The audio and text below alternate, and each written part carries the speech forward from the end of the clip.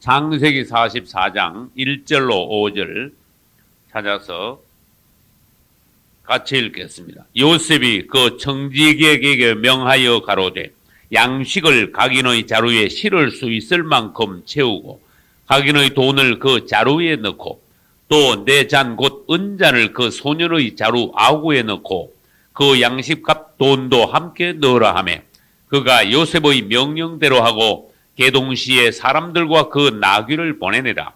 그들이 성에서 나가 멀리 가기 전에 요셉이 청지기에게 이르되 일어나 그 사람들의 뒤를 따라 미칠 때에 그들에게 이르기를 너희가 어찌하여 악으로 선을 갚느냐. 이것은 내 주인이 가지고 마시며 늘 점치는 데 쓰는 것이 아니냐. 너희가 이같이 하니 악하도다 하라. 아멘.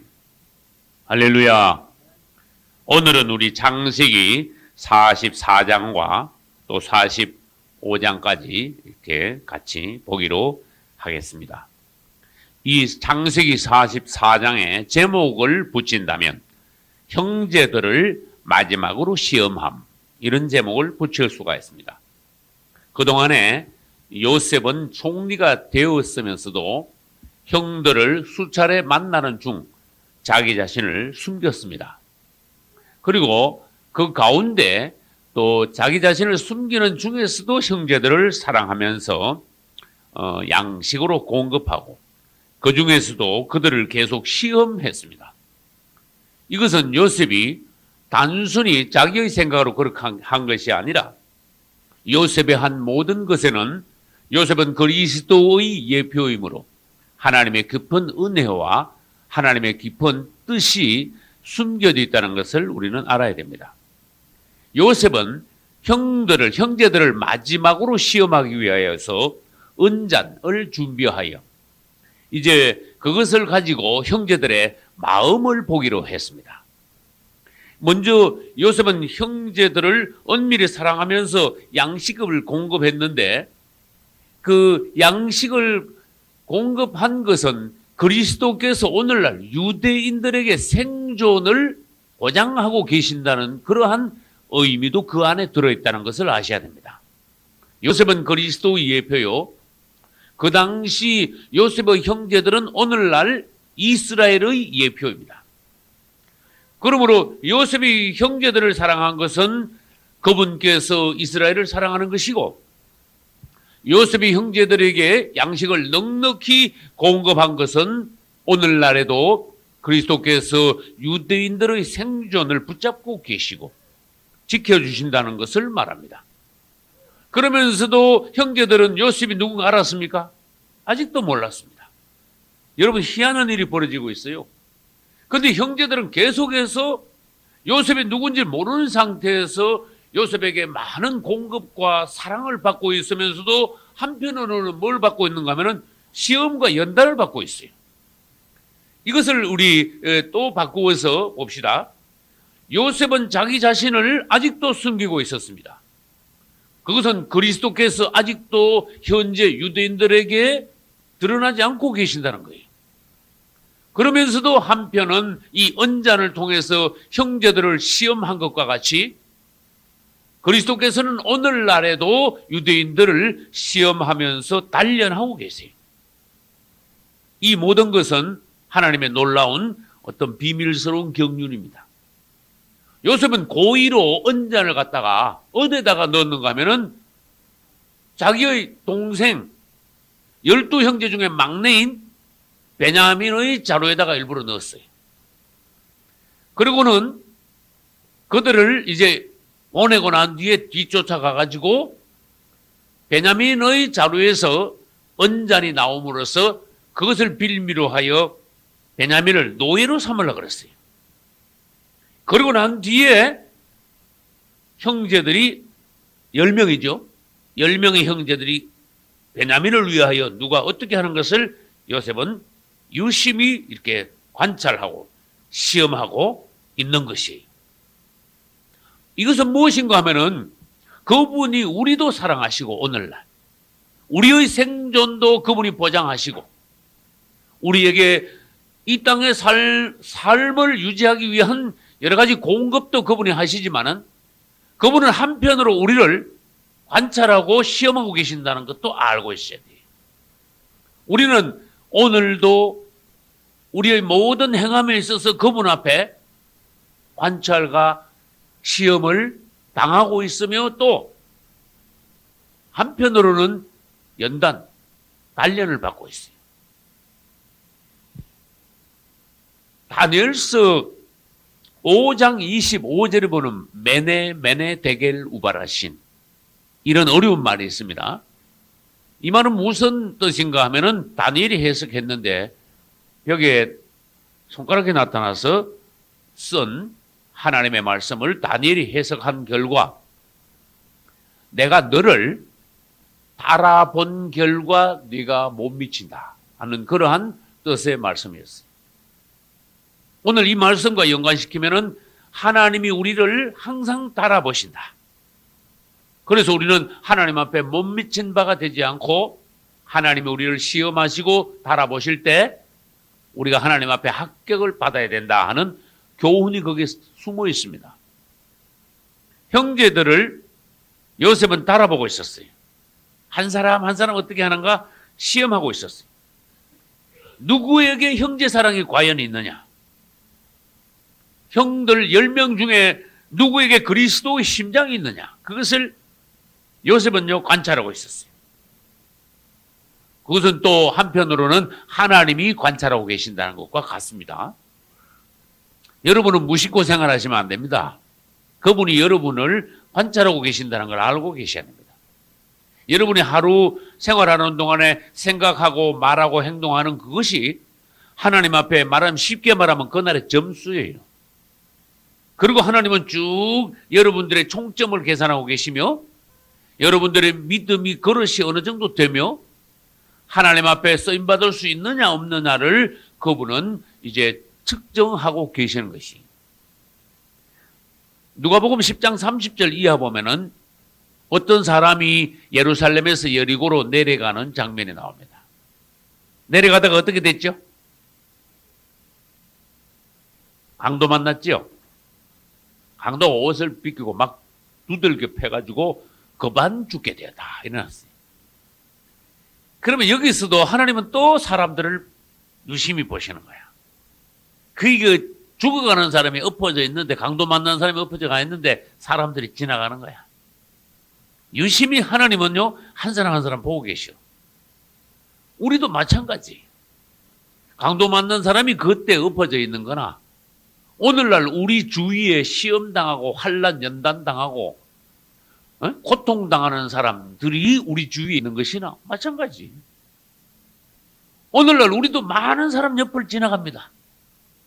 어떤 사람은 서로 모른 척하고 지나가고, 어떤 사람은 인사만 끄떡하고 지나가고, 어떤 사람은 서로가 깊은 교제와 교통 가운데 서로에게 관심과 사랑을 베풀며 또한 생활하고 있어요. 근데 하나님께서 보니까 제사장이 지나가다가 죽어가는 사람이 있는데 깜짝 놀라 이렇게 보다가 도망가 버렸어. 우리끼리 말해봅시다. 그게 무슨 제사장입니까? 2000년 전만 해도 엉터리 제사장이 있었다는 거야. 근데 또 제사장만 그런 게 아니라 그 다음에 또 레위인이 하필 왔네. 아주 그냥 자기도 아주 죽을 지경 그런 사람이 지나가다가 나도 죽을 지경 이러면 다행인데 좀 덜한데 제사장이 지나가다가 보고 그냥 도망가 버렸어. 제사장 심정이 그 당시에 어땠으며 왜 도망갔는지 아시는 분? 이야, 이 사람이 다주가 엎어져 있는 거 보니까 이 근방에 강도가 나타나는 곳인가 보다. 내가 여기서 얼찐얼찐하다가 나도 이 사람하고 똑같이 되겠구나. 빨리 도망가는 게 수다. 그러면서요 그 사람 놓고 그냥 자기 혼자 살려고 도망간 거야. 이런 걸 뭐라 하느냐 따라서 싹군. 이런 걸 싹군이라 그래. 지가 약간 불리하면은 다 놓고 도망가는 거. 그게 싹군이야. 그 다음에 하필이면 또 레위인이 지나갔네요. 레위는 이스라엘 12지파 중에 자기의 생업을 위하여 일하는 사람이 아니라 하나님 일만 하는 지파가 레위 지파입니다. 여러분 아시다시피. 레위 지파는 어떻게 먹고 삽니까? 하나님의 일만 하면서 다른 지파들이 낸 11조를 가지고 레위 지파들이 먹고 삽니다. 그 하나님의 일만 하는 사람이 지나가면서 그런 사람이 있는데 또 제사장과 똑같이 보고는 또 도망가 버렸어. 엉터리 제사장이요, 엉터리 레위. 하나님 앞에 오늘날도 불합격 받는 사람들이 많다는 걸 알아야 됩니다. 그러나 그 당시에 가장 천히 여기는 오늘 우리나라 이조 시대 때 말하면 상놈 취급 당하던 사마리아 사람이 지나가다가 그 사람을 구했어요. 자기 짐승에 태워서 주막까지 가서 주인한테 부탁까지 하고 자기 가지고 있던 돈까지 주인한테 맡기고 내가 지금 어디 가는 길인데 올 때 반드시 들릴 테니까 이 사람을 잘 돌봐주라고 부탁까지 하고 나중에 돈이 더 들면 내가 꼭 갚겠다 그러고 100점이야. 남을 돌보려면 이렇게 돌보라. 하나님께서 성경에 보여주셨어요. 근데 이제 누가 공경에 빠졌습니까? 이번에는 베냐민이 공경에 빠졌어.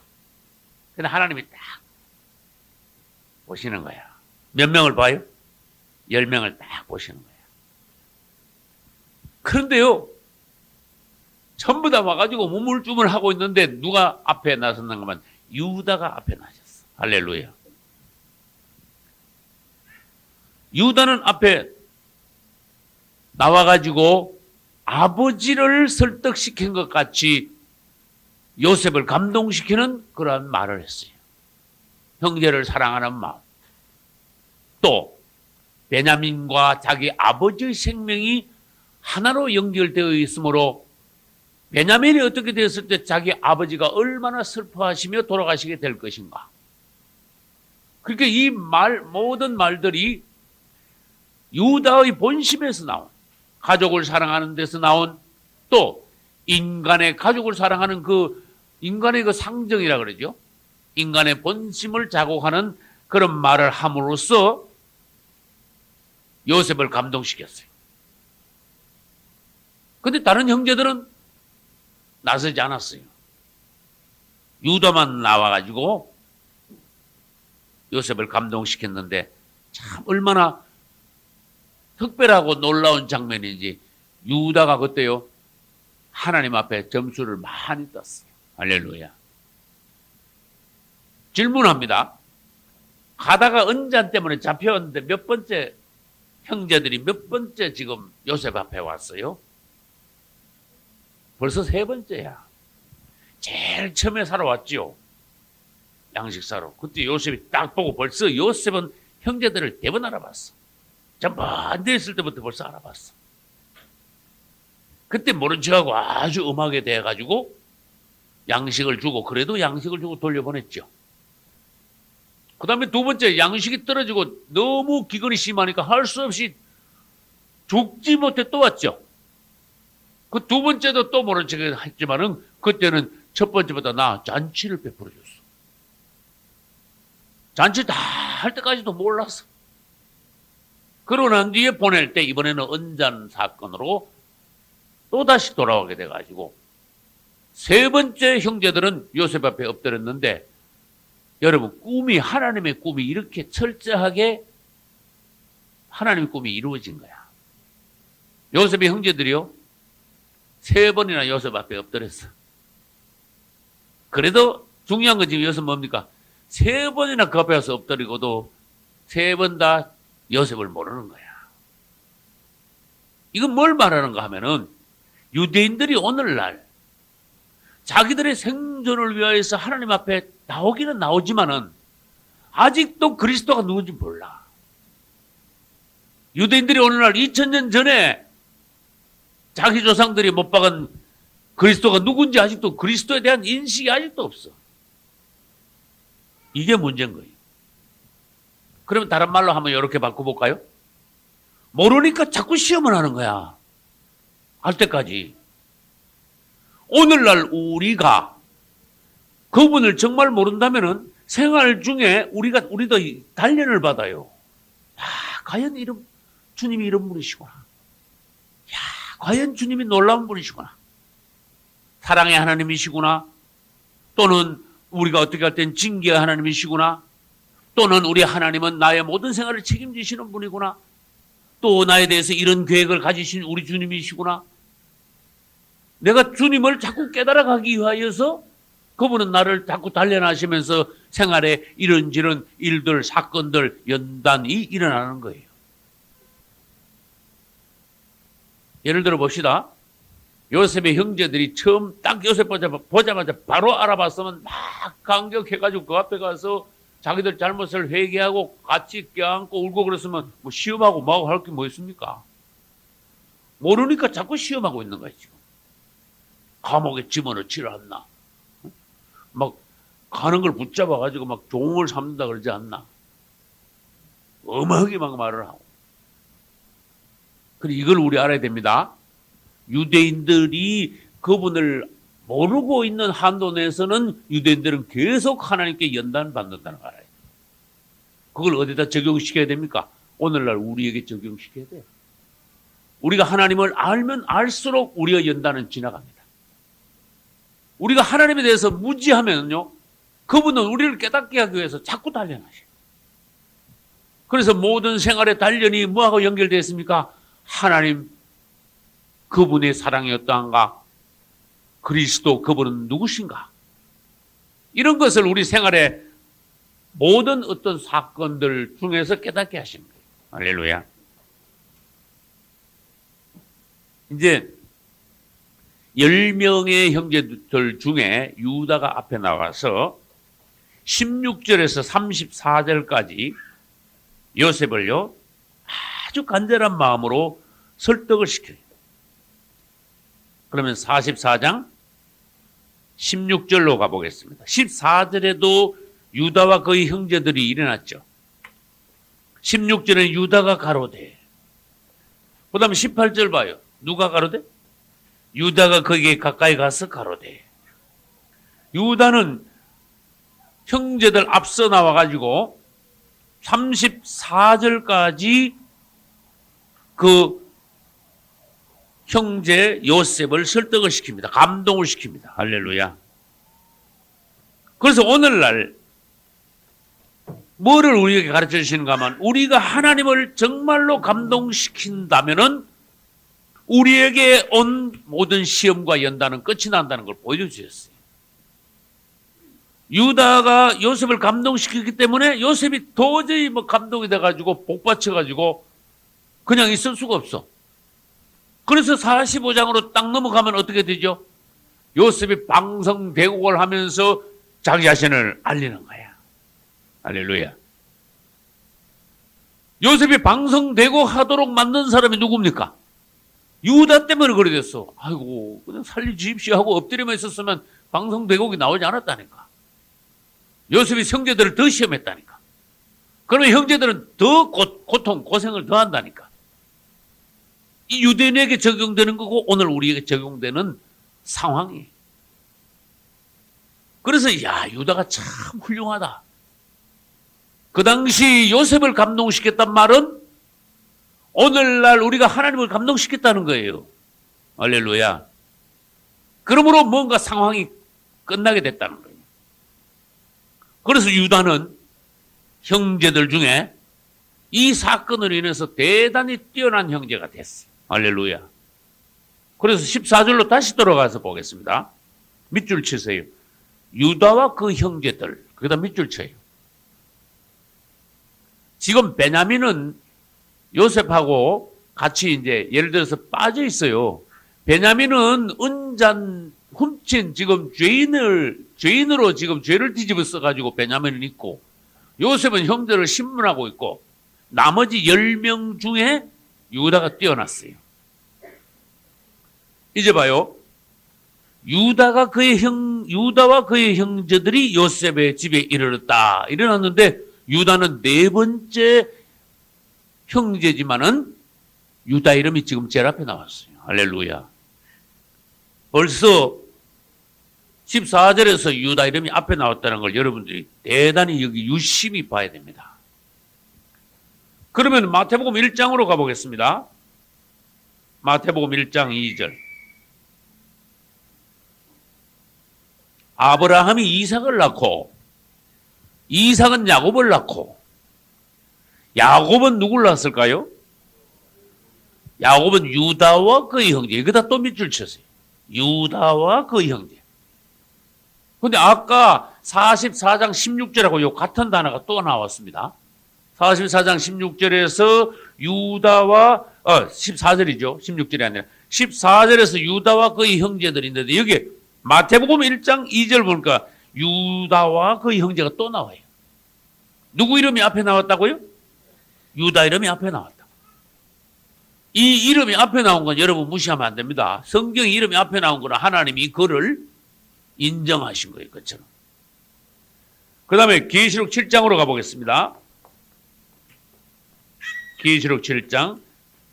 계시록 7장에 첫 부분부터 보면 무슨 장면이 나오는가 하면 이스라엘 12지파들 중 각 지파에게 12,000명씩 이마에 인치는 장면이 나옵니다. 3절 보겠습니다. 7장 3절. 가로되 우리가 우리 하나님의 종들의 이마에 인치기까지 이런 말이 나와요.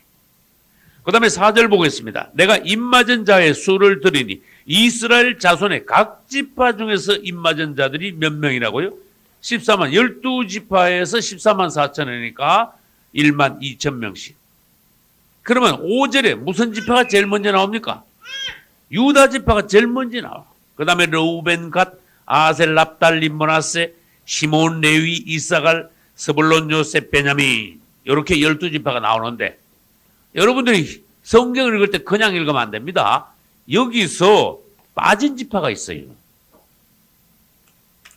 무슨 지파가 빠졌어요? 단 지파가 빠졌어요. 계시록 7장 5절로 8절에는 단 지파는 이름 자체가 없습니다. 그래서 우리는 유다 지파는 제일 앞에 있고 단 지파는 빠졌으니까 여기에 깊은 하나님의 뭔가 뜻이 있구나. 유다 지파가 이미 하나님 앞에서 장자 지파의 반열에 올랐다 그런 뜻이에요. 장자 지파가 되었다 그런 뜻이에요. 그리고 단 지파는 문제가 많은 지파구나. 우리는 이제 49장 창세기 49장에 가면은 단 지파에 대해서 또 다시 보기로 하겠습니다. 그러면 또 마태복음 10장으로 가보겠습니다. 마태복음 10장. 10장의 2절. 우리 주님께서 12사도를 부르셨습니다. 그래서 10장 2절 보니까 12사도의 이름은 이러하니 누가 제일 먼저 나왔어요? 베드로. 베드로 이름이 제일 먼저 나왔어요. 12사도 중에 베드로가 수제자구나. 이걸 알 수가 있습니다. 그 다음에 안드레, 야고보, 요한, 빌립, 바돌로메, 도마, 마테, 야고보와 그 다음에 다데오, 그 다음 가나안인 시몬과 마지막에 누가 나왔어요? 가룟 유다. 이 가룟 유다가 제일 나중에 나온 건 뭐예요? 이게 하나님 앞에 제일 문제 많은 제자다. 역시 가룟 유다가 예수를 팔았습니다. 우리 성경에 이렇게 이름을 이렇게 보고 이런 데 대해서도 깨닫는 바가 있어야 됩니다. 그러면 제가 여러분 앞에 이제 질문 삼아 성경 구절을 한번 보시게 하겠습니다. 사도행전 11장으로 가보겠습니다. 11장 24절. 바나바는 착한 사람이요 성령과 믿음이 충만한 자라. 24절에 이런 말씀이 나와요. 25절은 바나바가 사울을 찾으러 다소에 가서, 다소는 사울의 고향입니다.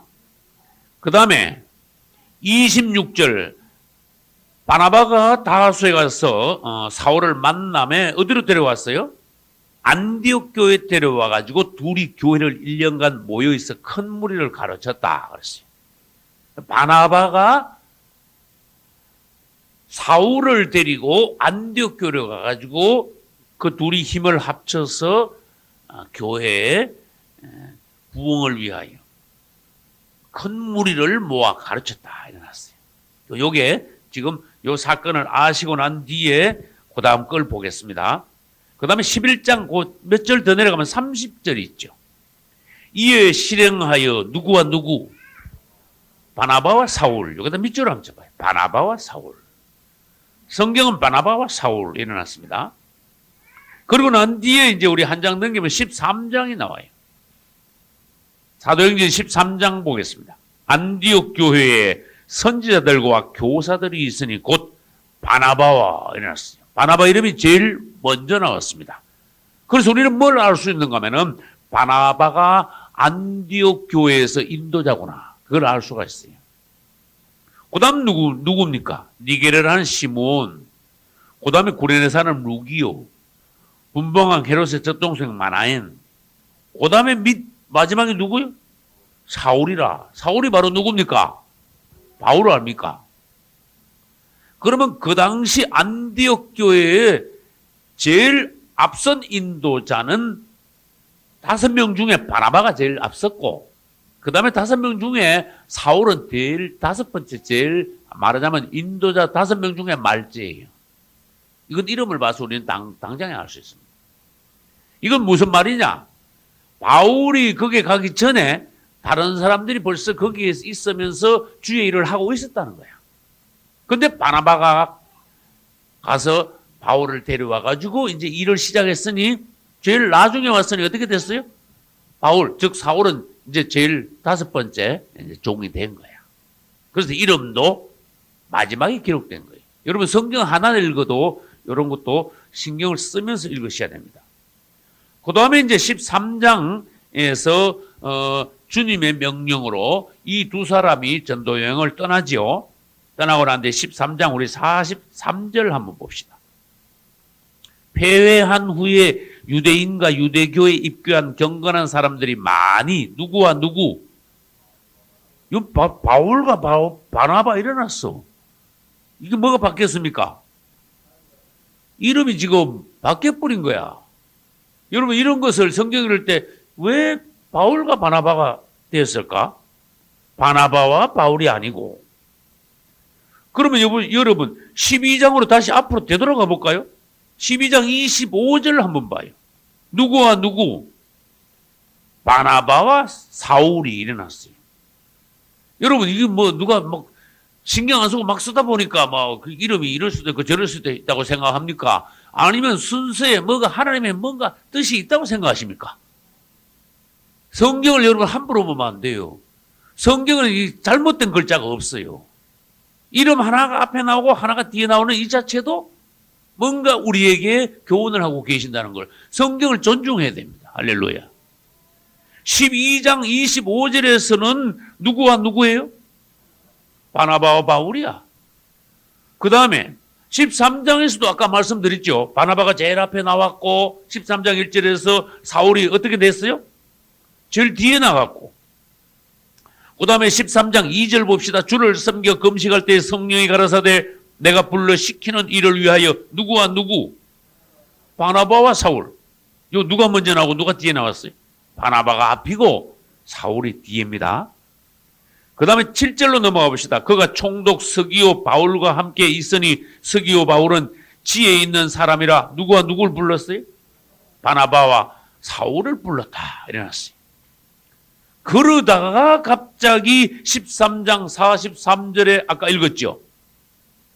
사람들, 경건한 사람들이 많이 바울과 바나바를 쫓으니 일어났어요. 전도여행을 1차 전도여행을 몇 년 동안 다니는 중에 전도여행 중에 뭔가 바뀌어버렸어. 전도여행을 실제로 나가보니까 이 현장에서 말하자면 바울의 역사가 더 강하게 나타나고 바울이 전도여행 중에 더 하나님의 성령의 역사가 더 강하고 하나님이 바울을 더 쓰시게 됐어. 그래서 이렇게 같이 일하는 중에 뭔가 순서가 바뀌어버렸어. 그래서 성경도 이름 순서를 처음에는 바나바와 바울에서 어떻게 됐어요? 바울과 바나바 이렇게 됐어요. 그러면 46절도 봅시다. 누구와 누구? 바울과 바나바가 담대히 말하여 일어났어요. 우리 여기서 우리는 많은 것을 깨달아야 됩니다. 그 다음에 13장 50절.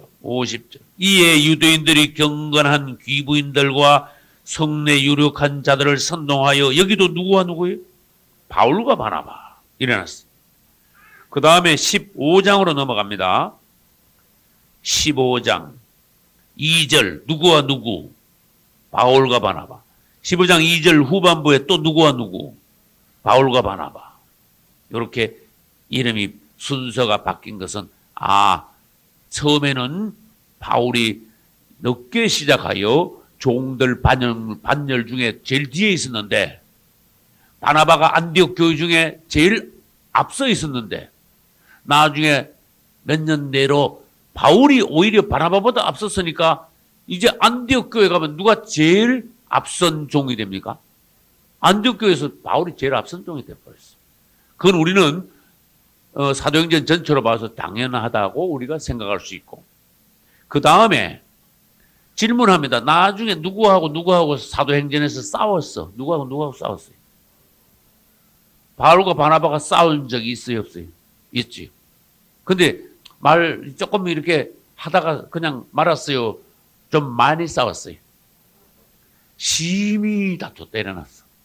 심히 다툰 거는요, 성경에서 심히 다투다 가면 막 야단 난 거야, 마가 때문에. 마가는요, 바나바의 조카입니다. 근데 마가가 1차 전도여행 때 따라가다가, 도저히 힘이 들어서 안 되니까 중간에서 그러면 나 갈래 이러면서 집을 가버렸어. 그래서 바울이 보고, 저 형제는 하나님이라 하는데 뭔가 아직도 부족하니까 안 되겠다. 근데 2차 전도여행 갔는데 또 데려가려고 그러네. 왜? 바나바는 자기 조카거든. 이번에는 괜찮을 겁니다. 아니, 한 번 그랬다고 자꾸 그러겠습니까? 바나바가 마가가 마가복음 쓴 마가예요. 어디 따라갈래? 이에 따라가. 그런데 바울이 다 안 됩니다. 그랬어. 여러분, 바울은 감정으로 안 된다고 한 사람이 아니에요. 바울은 절대로 감정으로 말할 사람이 아니라니까. 여러분, 교회 생활이나 가정 생활이나 직장에서 감정으로 된다 안 된다 하지 마세요. 그럼 여러분 하나님 사람 아니야. 여러분 멋대로 뭐 하는 사람이야. 그리고 남이 그렇다고 여러분 따라서 분위기 따라서 옳다 아니다 예스다 노를 분위기 따라서 또 체면상 또 자기 이익을 위하여 예스나 노를 말하지 말고, 주님이 여기 오시면 주님은 어떻게 하시겠냐? 주님하고 똑같은 말을 할 수 있는 여러분이면은 여러분은 하나님의 사람이야. 할렐루야. 아니면 뭐예요? 사람 종이 돼. 그러면 그 사람은 하나님 앞에 절대 쓰임받을 수 없어요. 바울은요, 딱 보고 아니다. 이 사람 아직도 전도영에 데리고 다닐 사람이 아니다. 그래서 아니라 그런 거야. 바나바는 조금 못했어, 바울보다. 자기 조카니까 어떻게든 데려가고 싶었어. 조카니까 친근감이 있으니까 또 조카 데려가면 자기가 의지가 더 되고, 뭔가 인간적인 요소가 제법 포함되어 있어. 바울은 하나님 앞에서 아니라 그랬어. 당신 아직 자기가 안 된다고 말이야. 여러분, 주님 앞에서 매사 판결할 수 있는 여러분이 되시기를 축원합니다. 또 질문합니다. 심히 싸우고 난 뒤에 결과가 어떻게 됐습니까? 예? 그러면 할 수 없죠. 이러면서 우리 헤어집시다. 그러니까 아브라함과 롯이 헤어지듯이 헤어집시다. 그럽시다. 헤어집시다. 근데 헤어지고 난 뒤에 바나바는 하나님 일 안 했어요? 기분 나빠서? 그래도 하나님 일을 계속했고, 누구 데리고 갔어요? 자기 것까지 마가를 데리고 윗지방으로 간 거야. 지도를 펴놓고 말하면 이제 좋겠는데 윗지방은 터키 지방 이렇게 해가지고 윗지방을 하고, 바울은 1차 전쟁하고 같이 아랫지방으로 해가지고 배 타고 저쪽으로 간 거야. 그럼 그 다음에 또 질문합니다. 그 뒤에 바울의 이야기는 사도행전에서 어떻게 됐으며 그 뒤에 바나바의 이야기는 사도행전에서 어떻게 됐는가, 이런 것까지 볼 수 있어야 돼요. 헤어지고 난 뒤에 성경에서 바나바 이름은 영원히 사라졌어. 근데 그 다음에 계속 따라가는 게 뭐만 따라가는 거만 성경은 누굴 따라가요? 바울만 막 끝까지 따라가는 거야. 사도행전이 끝나는 때까지 계속 바울이야. 그럼 뭐 바나바가 또 나는 하나님 종 아닙니까? 이랬 누가 하나님 종 아니라 그랬냐? 너는 주류에서 이탈된 거야. 그런 뜻이에요. 여러분 뭐 이 땅에서 종들이 뭐 나는 하나님 종 아니냐? 그럼 누가 아니라 그랬냐? 그러나 넌 주류에서는 이탈됐다. 네가 주류에서 이탈되지 않으려면은 감정을 제치놓고 네가 옛날에는 내가 앞섰는데 네가 나한테 그렇게 지금 나올 수 있냐? 응? 네 고향에 있는 거 누가 데려와가지고 하나님을 같이 하는데 네가 좀 컸다고 네가 나한테 그렇게 될 수 있나? 감정을 하면 어떻게 됩니까? 바울한테 바나바가 막 굉장히 감정이 안 좋은 감정이 있죠. 그러나 하나님 보시기엔 아니야. 벌써 바울이 앞에 와 있어. 이름이 벌써 앞에 와 있다. 그러면 이제는 어떻게 되느냐? 바나바가 자기를 낮추고 바울과 같이 주류에 합류하여 하나님이 이를 사도행전 끝날 때까지 같이 했었어요. 그러면 바나바 이름이 성경에서 참 아름다운 이름이 됐을 텐데 싸우고 난 뒤에 바나바 이름은 싹 사라졌습니다. 대신 누구 이름이 빛을 발했는가만 바울과 실라 이렇게 나오는 거야. 할렐루야. 그래서 바울과 실라인데 실라 이름이 성경에 갑자기 바나바 대신 빛이 나서 결국은요. 성경은 뭘 말하고 있는가면 결론적으로 말해서 바나바보다 실라가 낫다. 이런 뜻이야. 실라는 감옥에도 빌립보 감옥에서 같이 갔어요. 맞죠? 근데 바나바는 싸우고 가는 바람에 바울하고 같이 동역도 못했고 같이 고난도 못 받았고 결국은 같이 로마까지도 못 가고 자기 혼자만 가서 전도하고 다니면서 하나님을 했어. 누가 하나님 종 아니래? 그러다가 언제 어떻게 살았는지 어떻게 죽었는지 몰라. 끝났어 성경에서는. 그래서 여러분들이 다시 말합니다. 이 땅에는 주류가 있다는 걸 알아야 돼요. 아브라함과 롯 시대의 주류가 누굽니까? 아브라함이 주류야. 롯은 주류를 떠나면 안 돼. 롯아, 조카야, 너들 목동들하고 우리 목동들하고 싸우니까 헤어지자. 아니, 그런 말씀을 왜 하십니까? 내가 고향에서부터 쭉 삼촌을 따라왔는데 지금 와서 내가 삼촌을 떠나라니요. 너무하십니다. 나는 양을 다 포기하고 응? 다른 걸 다 포기할지 몰라도 삼촌은 난 못 떠납니다. 삼촌은 나의 아버지가 같습니다. 할렐루야. 이랬어야 돼. 근데 롯은 예 이러면서 네가 마음대로 차지해라. 그러니까 그래요? 마음대로 차지하라고요? 욕심이 눈을 들어가지고 막 쫙 보니까 어디가 좋았어? 요단들이 막 기름지더라 이거지. 아이고 나 저쪽 갈래. 그래 가라. 그때부터 롯은요 끝난 거야. 롯의 부끄러운 모든 일들이 여러분 보이잖아요. 주류를 떠나지 말라. 요즘에 많은 사람들이요 끄떡하면 주류를 떠납니다. 자기 기분 따라서 나가 뿌리고 자기 기분 따라 간도 뿌리고 이쪽으로 흩어지고 저쪽으로 흩어지고. 그래서 우리는 오늘날 이 많은 교단 교파가 생겼다는 걸 알아야 돼요. 그들도 다 주의 종이라고 그럽니까? 예, 누가 주의 종이 안 그러냐? 아까 내가 그랬죠. 주의 종은 주의 종인데 바울처럼 당신은 사라진 종이 될 것이다. 하나님 앞에 가서 그 모든 일들에 대해서는 그분이 판단하시고 그분이 모든 것을 결정하실 것이다.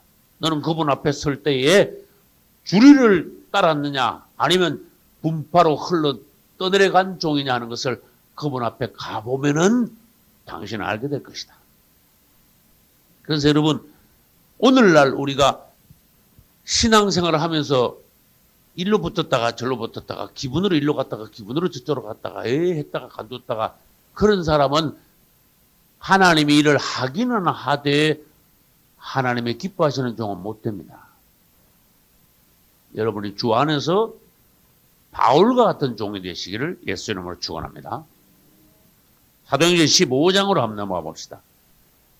15장 7절.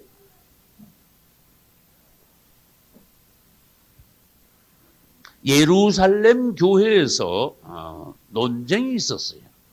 무슨 논쟁이냐? 할례를 받지 않으면 구원 못 받는다 하는 누가 엉터리 같은 소리를 내놨어. 질문합니다. 할례하고 구원하고 연관이 있습니까? 없습니다. 할례는 안 받아도 구원하고 상관없습니다. 구원은 뭐냐? 예수 그리스도를 믿음. 그 다음에 믿음은 믿음인데 믿음에 표가 있어야 되잖아. 그러니까 믿고 난 뒤에 내가 확실히 믿는다는 걸 선포하고, 말하자면 남녀가 서로 사랑하면 우리 사랑한다 가서 사는 게 아니라 결혼식하고 가서 살아야지 떳떳하듯이 서로 사랑하면 부부는 됩니다. 그 다음에 사랑하면 부부는 되지만은 결혼식하고 살아라 이렇게 되는 거야. 주님을 내가 믿으면은 구원을 받습니다. 그러면 구원 받아 그분과 서로 하나가 되기 위하여 식을 해라. 그 식이 세례식이야. 할렐루야. 그래서 믿음 뒤에 따라오는 게 세례입니다. 그걸 아셔야 돼. 그래서 저는 라디오 설교에서 믿는 것과 세례받는 것은 자전거로 말하면 두 바퀴입니다. 바퀴 하나 빠지면 완전히 퍽 쓰러집니다. 동전으로 말하면 양면입니다. 저는 그렇게 설명했어요. 그래서 믿음에는 꼭 세례가 따라와 줘야 돼. 믿으면 구원받는다 그랬잖아요. 그건 맞다. 누가 아니라 그러냐. 그러나 너의 믿음을 공포하고 확정하고 표를 받기 위하여 믿는 자는 세례를 받아라 이거야. 우리는 주님 앞에서 모든 일에 있어서 판단이 확실해야 돼. 그래서 사도행전 15장에서 무슨 일이 있었다고요? 사도행전 15장에서 할례 받지 않으면 뭐 안 된다? 구원 안 된다. 누가 엉터리던 소리를 했어. 그래가지고 교회 안에 분쟁이 일어나가지고 이것을 문제를 예루살렘 교회가 그 당시에 뭐예요? 지도자들이 모인 교회야. 말하자면 전 교회의 총회 교회야. 그 점 가서 문제를 놓고 토의를 한 결과 15장 7절 보면은 누가 일어납니까? 많은 변론이 있은 후에 베드로가 다 일어났어요. 형제들아, 너희도 알거니와 하나님이 이방인들로 내 입에서 복음의 말씀을 들어 믿게 하시려고 오래전부터 너희 가운데서 나를 택하시고 쭉 말을 하면서 뭐라고 말하는가 하면은 11절 가봐요. 우리가 저희와 동일하게 주 예수의 은혜로 구원받는 줄을 믿노라. 베드로가 바른 말을 했어요. 할렐루야. 하나님의 은혜로 구원받는 것이 율법 지켜가지고 할례 받아가지고 구원받는 것이 아니다는 것을 베드로가 말을 했어요. 맞죠? 그러면 그것이 이제 확정된 말이냐? 아니야. 12절 온 무리가 가만히 있어 바나바와 바울이 하나님이 자기들로 말미암아 뭐요? 이방인 중에서 행하신 표적과 기사 고하는 것을 들었다. 이때 예루살렘 교회에 왔을 때는 예루살렘 교회에서는 바나바를 더 앞에 있는 사람으로 종으로 취급해 줬어요. 무슨 말인지 알겠죠? 예루살렘 교회 가서는 자리 순서가 그렇게 됐었다. 근데 13절에 보면 중요한 사람 이름이 나옵니다. 말을 마침에 누가? 야고보. 이때 야고보가 누굽니까? 예수님의 육신의 동생 야고보예요. 근데 야고보가 또 누가 어떤 야고보가 있습니까? 예? 성경엔 동명이인이 많이 있습니다, 여러분. 야고보는 예수님의 사도, 12사도 중에 야고보가 있단 말이에요. 야고보와 요한. 무슨 말인지 알겠죠? 야고보와 요한. 요한과 야고보는 형제지간이에요. 야고보가 형이고 요한이 동생이에요. 근데 베드로와 또 누가 있어요? 안드레가 있죠. 이때는 또 베드로가 형이고 안드레가 동생이야. 야고보와 요한은 세베대 아들로서 야고보가 형이고 요한이 동생입니다. 근데 그거는 12제자 중에 야고보고 여기 나오는 야고보는 예수님의 친동생 야고보예요. 근데 어느 때인가 예수님의 친동생 야고보가 예루살렘 교회에서 제일 높은 인도자가 됐어. 베드로보다 더 높은 인도자가 됐어. 영적으로. 그래서 야고보가 베드로가 말하고 난데 야고보가 마지막으로 일어났습니다. 그래서 그 말이 굉장히 무게가 있어요. 그 다음에 결정적인 말을 했어요. 쭉 말을 하면서 19절로 가볼까요? 그러므로 내 의견에는 지금 말이 많다마는 이방 중에서 하나님께로 돌아오는 자들을 괴롭게 말고 다만 우상의 더러운 것과 음행과 목매어 죽인 것과 피를 멀리하라고 편지하는 것이 가하니 이는 예로부터 각 성에서 모세를 전하는 자가 있어 안식일마다 회당에서 그거를 읽음이니라 하더라 하고 말을 확정을 딱 지었어. 여러분 이 분위기를 알아야 됩니다. 일어나서 말하고 이 사람 저 사람 토의하고 토론하고 베드로도 말하고 바나바 바울 뭐 다 말했어. 그러나 이제 결론을 지어야 돼. 여러분 영적으로 집에서나 교회에서나 회사에서나 많은 토의가 있는 중에 가장 무게 있는 사람이 일어나서 결론을 지어줘야 되는 겁니다. 무슨 말인지 알겠죠? 남자들이요. 여러분이 가장입니까? 가정에서 많은 일들이 있고 토의할 일이 있고 이야기거리가 있고 복잡한 일이 있고 그러면은 가족들끼리 이런 얘기 저런 얘기 하다가 가장은 일어나서 뭔가 무게 있는 결정을 내려줘야 그것이 진짜 가장이다. 남자라 해놓고는 일마다 여보 남자가 부인 보고 당신 알았어요? 이것도 당신 알았어? 난 몰라. 그거 뭐 띠내야 돼. 그건 남자가 아니야. 남자는 그러면 안 돼. 교회에서도 마찬가지.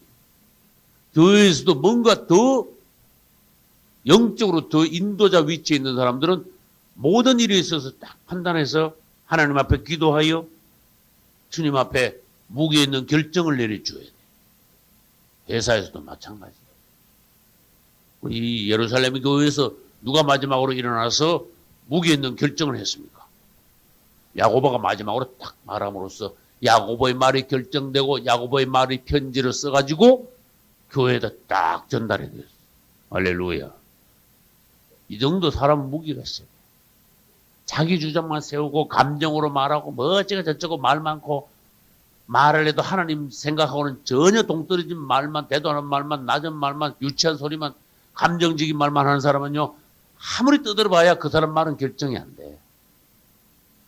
그 사람 말이 결론이 아니야. 그래서 여러분들은 어디 가든지 결론을 내릴 수 있는 그 정도의 무게의 사람이 되어줘야 돼요. 할렐루야. 이제 거기까지 뭐를 우리는 말했는가 하면은 유다와 그의 형제들이 이런 용어가 성경에 나왔으니까 이 이름에 대한 이 순서가 대단히 중요하다는 거.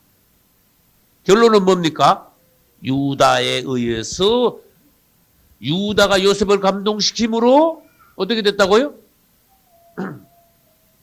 형제들의 시험이 끝나버렸어. 요셉은 더 이상 이제 형제들을 시험할 수 없게 되어버렸어. 할렐루야. 여러분들도 이렇게 유다처럼 하나님을 감동시키는 주의 종들이 되시기를 예수 이름으로 축원합니다. 이제 45장으로 넘어갑니다. 45장 여기 적어놨습니다. 창세기 45장은 1절부터 8절까지를 읽겠습니다. 1절부터 8절까지 같이 읽습니다. 요셉이 시종하는 자들 앞에서 그 정을 억제하지 못하여 소리질러 모든 사람을 자기에게서 물러가라 하고 그 형제에게 자기를 알리니 때에 그와 함께한 자가 없었더라. 요셉이 방성되고 가니 애굽 사람에게 들리며 바로의 궁중에 들리더라. 요셉이 그 형들에게 이르되 나는 요셉이라. 내 아버지께서 아직 살아 계시니까. 형들이 그 앞에서 놀라서 능히 대답하지 못하는지라. 요셉이 형들에게 이르되 내게로 가까이 오소서. 그들이 가까이 가니 가로되 나는 당신들의 아우 요셉이니 당신들이 애굽의 판자라. 당신들이 나를 이곳에 팔았으므로 근심하지 마소서, 한탄하지 마소서. 하나님이 생명을 구원하시려고 나를 당신들 앞서 보내셨나이다. 이 땅에 2년 동안 흉년이 들었으나 아직 5년은 기경도 못하고 추수도 못할지라. 하나님이 큰 구원으로 당신들의 생명을 보존하고 당신들의 후손을 세상에 두시려고 나를 당신들 앞서 보내셨나니 그런즉 나를 이리로 보낸 자는 당신들이 아니요 하나님이시라. 하나님이 나로 바로의 아비를 삼으시며 온 집의 주를 삼으시며 애굽 온 땅의 치리자를 삼으셨나이다. 아멘. 이제 우리는 45장에 왔습니다.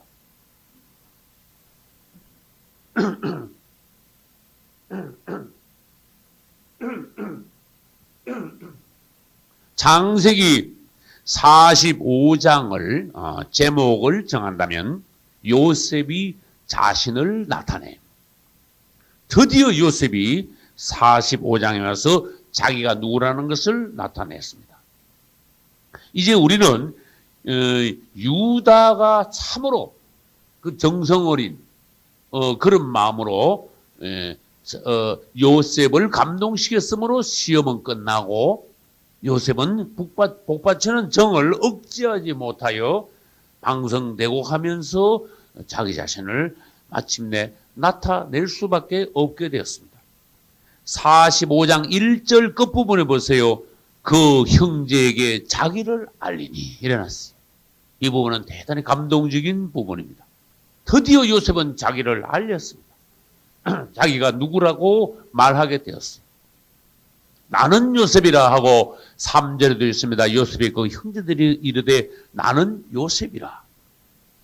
그러면서요, 이 요셉의 그 억제하지 못하는 정, 너무나 그 형제들을 사랑하고 복받치는 지금까지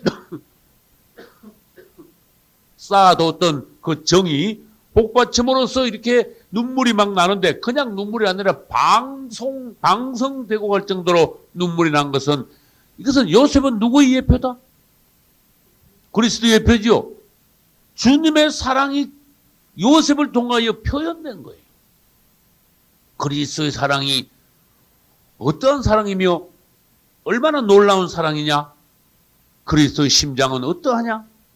하는 것을 요셉을 통해서 보여줬어요. 요셉의 형제들이 10명이 그 앞에 있습니다. 베냐민까지 11명 있습니다. 요셉의 형제들 다 합친 거하고 요셉 한 사람하고 정을 한번 비교해 봐요. 감정을. 요셉은 지금 뜨거워서 도저히 억제하지 못해서 방송되고 가면서 울고 있는데 형제들은요? 멍해. 그냥 멍해 이렇게. 너무 차이가 많지 않습니까? 이거는요. 부모들의 사랑이 아주 깊어도 자식은 부모에 대해서 어떨 때는 전혀 감동이 없는 그런 것과 비교할 수도 있어요. 오늘 여러분 요셉의 형들과 여러분하고 비교하셔야 됩니다. 주님은 우리를 향하여 그 심정이 너무나 뜨거운데 우리는 그냥 냉랭할 수가 있어. 그분의 사랑이 언제 변한 적이 있습니까? 그분이 관심과 사랑과 목적이 우리에게서 다른 곳으로 빈터가 빗나간 적이 있습니까? 만세 전부터 그런 적이 없었어요. 그분의 사랑은 일정해. 우리를 향하여. 성경 읽어보면요, 여기저기 그분의 사랑이 구구절절 뜨거운 사랑이 넘칠 때 우리는 감동받지 않을 수가 없어요. 근데 생각해보면, 그분의 사랑에 비하여 우리는 너무나 무감각했구나. 너무 무감각. 그분의 사랑을 너무 우리는 못 알아챘구나. 아주 어린 자식이 부모의 사랑을 어떻게 알 수 있습니까? 도저히 알 길이 없죠. 그와 마찬가지로 우리는 하나님의 사랑을 너무나 많이 받고 있으면서도 깨닫지 못했구나. 같이 감동받지 못했구나. 부끄러운 우리 존재. 그러나 여러분들이 성장하여 하나님의 사랑을 알고 그분의 사랑에 감동을 받고 또한 반응을 한다면은 여러분은 그만큼 성숙한 하나님의 종들, 백성들. 할렐루야.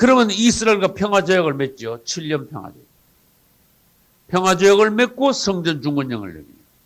그러니까 유대인들이 저 그리스도를 메시아로 환영해요. 예수님은 아버지 이름으로 왔는데도 배척했어요. 영접하지 않았으나 만일 어떤 사람이 자기 이름으로만 너희가 영접하리라.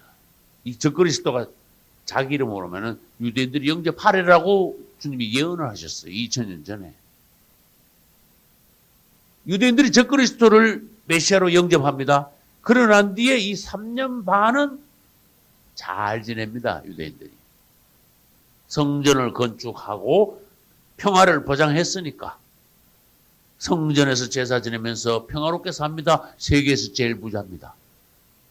이 3년 반 동안 잘 지내고 있다가 여기 중간에 와가지고 1260일 됐을 때 적그리스도가 갑자기 뒤집을.